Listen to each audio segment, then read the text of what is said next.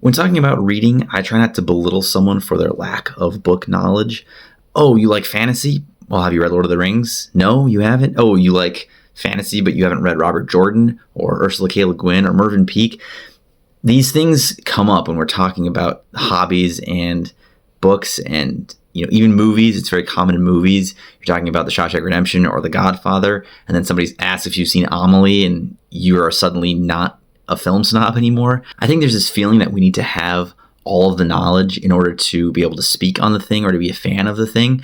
And I think it's not very helpful in communicating and interacting with other people of the same hobby. There's a number of reasons why different people might have lack or excess of certain knowledge of movies or books or other forms of entertainment media.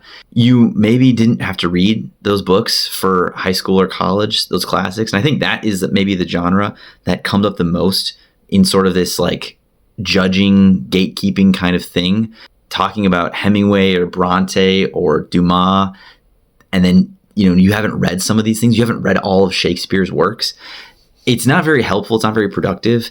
I think the better thing to do is to be excited and interested when somebody talks about something that they're getting into for the first time. They like fantasy and all they've read is Mistborn. That's great. That's exciting. You should be interested in that. And then, oh, hey, here's this other thing that's cool. You haven't read it yet? Of course not. That's totally fine. You can come to it on your own time. And then if you like it, you do. And if you don't, that's okay as well. And I think there's also something to be said about modern fiction and historical fiction, classical fiction. There's just a different feel to it. And so in the fantasy genre, you've read something like Joe Abercrombie's First Law, and then transitioning that to Lord of the Rings or even something older, Beowulf, if you want to get really crazy. It just isn't written the same way. And so that takes time to kind of learn how to read that kind of thing.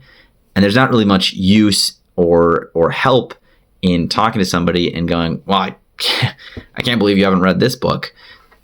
It's fine. They'll get to it if they get to it. And if they don't, they don't. There's a million books to read. There's a million things to watch. We don't have time for it all. And it's just better to be excited when somebody is entering the hobby with you and go with them where they are.